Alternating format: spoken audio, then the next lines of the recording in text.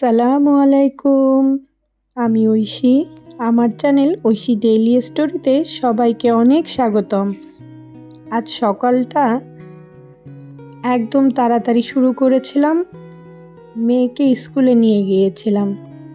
School থেকে বাসায় ফেরার পথে চলে গেলাম RFL বেস্ট বাইতে। এ মাসে সংসার থেকে বেশ কিছু টাকা সাইড করতে পেরেছি। এর জন্য ভাবলাম সেই টাকাগুলো দিয়ে নিজের সংসারের জন্যই কিছু জিনিস কেনা যাক।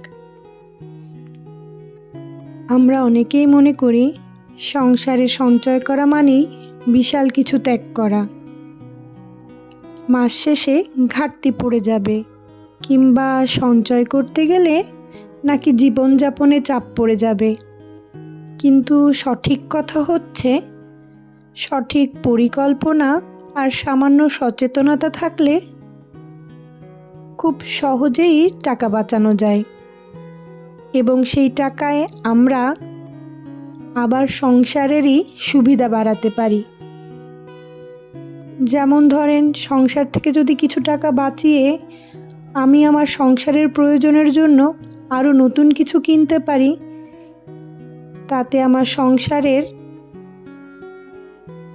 নতুন কিছু যোগ হলো, তার সাথে আমারও কিছুটা সুবিধাও হলো। আর বছরের শেষ তো, RFL বেশ কিছু জিনিসের উপরে ছোটোখাটো বেশ ছাড়ও চলছে। RFLটা আমার কাছে সবসময় বেশ ভালো লাগে, কারণ এটা আমাদের মধ্যবিত্তদের জন্য দামে সাশ্রয়ী, কোয়ালিটি ভালো, টেকসই, দৈনন্দিন জীবনে দরকারি প্রায় সব জিনিসই এক জায়গায় পাওয়া যায়।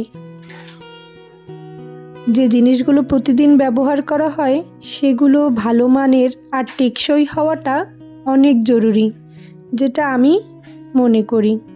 আর RFL এই দিক থেকে আমাকে কখনোই নিরাশ করেনি। এরপরে কেনাকাটা শেষ করে চলে এসেছিলাম একটু মাটির দোকানে। আমার একটা ফ্লাওয়ার ভাস কিনতে হবে, তাই দেখছিলাম, দামাদামি করছিলাম। আসলে আমাদের মধ্যবিত্তদের জীবনটাই তো এরকম।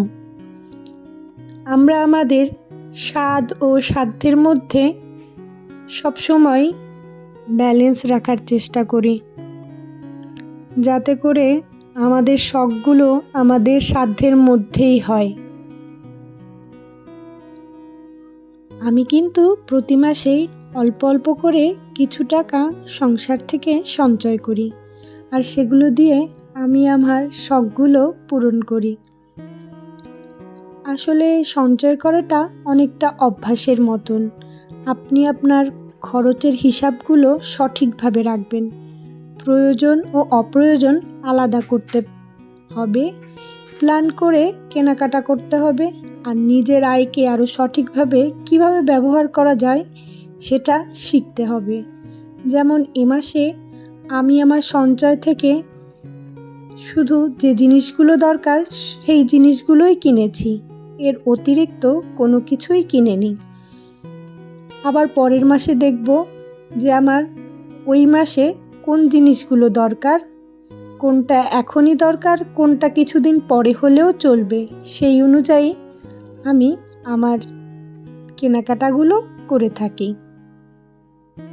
আর RFL কিন্তু আমার কাছে খুব ভালো লাগে, কারণ হলো RFLটা আমাদেরকে সবসময় সাধ্যের মধ্যে সবটুকু সুখ দেওয়ার চেষ্টা করে। যেমন দেখেন, এই বাটিগুলো খুবই সুন্দর এবং রঙগুলো তো খুবই ভালো লেগেছে। আমি ভেবেছি সামনের মাসে আরও 2-1টা এই ধরনের বাটি আমি আমার কালেকশনে রাখবো, কিন্তু দাম কিন্তু খুবই রিজনেবলের মধ্যে।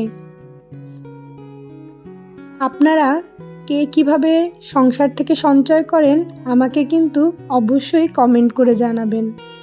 শীতকাল এসেছে, সব কিছুর ভিতরেই ধুলো পড়ে যাচ্ছে। একদিন মুছলেই পরের দিন মনে হচ্ছে ওই জায়গাটা আর মুছিনি। এই বাটি দুটোই শুধু শোকেজে উঠিয়ে রাখলাম, আর যেগুলো এনেছি সেগুলো সব সময় রাফ ইউজ করব এর জন্য ওগুলোকে আর শোকেজে রাখিনি। এই সংসার থেকে আমি কিন্তু আগে কোনোভাবেই টাকা বাঁচাতে পারতাম না, কিন্তু যেদিন থেকে আমি একটি খাতায় আমার সংসারের খরচ লিখতে শুরু করলাম, তখন আমি খেয়াল করলাম যে আমার অপ্রয়োজনীয় ছোট ছোট খরচ, অতিরিক্ত বাজার করা, ডিসকাউন্ট বা অফার না দেখে কেনাকাটা করা, কিছু অভ্যাসগত অপচয়, এগুলো যদি আমি কমাতে পারি তাহলে আমি প্রতি মাসেই কিছু টাকা সংসার থেকে সঞ্চয় করতে পারবো। তখন থেকেই আমি আমার সংসারের খরচগুলো খুব সুন্দর করে লেখা শুরু করলাম এবং আমি আমার ছোট ছোট কিছু বাড়তি খরচ বাঁচাতে পারলাম। কথা বলতে বলতে অনেক দূর চলে এসেছি। এর মধ্যে ছোটোখাটো কিছু কাজও করে নিচ্ছি সংসারের। এই যে বেড কভারটা দেখছেন, এটাও আমি খেয়াল নেই, তবে কোনো এক মাসে সংসার খরচের টাকা থেকেই বাঁচিয়ে কিনেছিলাম। আমি এরকমই করি, প্রতি মাসে প্ল্যান করি যে এই মাসে সংসার খরচের টাকা থেকে এই 2টা জিনিস কিনবো বা এই জিনিসটা আমার দরকার। সেভাবে করেই আমি আমার সংসার খরচ থেকে টাকা বাঁচিয়ে ছোট ছোট আমি আমার সংসারের জিনিস কেনাকাটা করি। ভিডিওটা দেখতে দেখতে যারা এই পর্যন্ত চলে এসেছেন, সবাইকে বলবো আমার ভিডিওটা অবশ্যই একটা লাইক দিয়ে যাবেন। আর আমার কথাগুলো যদি আপনাদের একটুও কোথাও ভালো লেগে থাকে বা আমার ভিডিওটা কোথাও যদি একটুও ভালো লেগে থাকে, অবশ্যই আমাকে ভালোবাসা দিয়ে আমার সাথে থেকে যাবেন। আজ তাহলে এ পর্যন্তই। অবশ্যই আপনারা আমার চ্যানেলের পাশে থাকবেন আর সুস্থ থাকবেন, নিরাপদে থাকবেন। আল্লাহ হাফেজ।